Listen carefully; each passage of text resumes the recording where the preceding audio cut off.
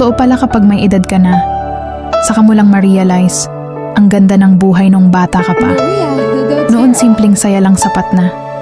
Laro sa labas, tawanan kasama ang mga kaibigan, at uwi sa bahay na pagod pero masaya. Wala pang mabibigat na problema, wala pang responsibilidad na kailangang buhatin araw-araw. Ang iniisip mo lang noon kung anong laro ang susunod at kung anong oras kakakain. Pero habang tumatanda tayo, saka natin naiintindihan na hindi pala madali ang buhay.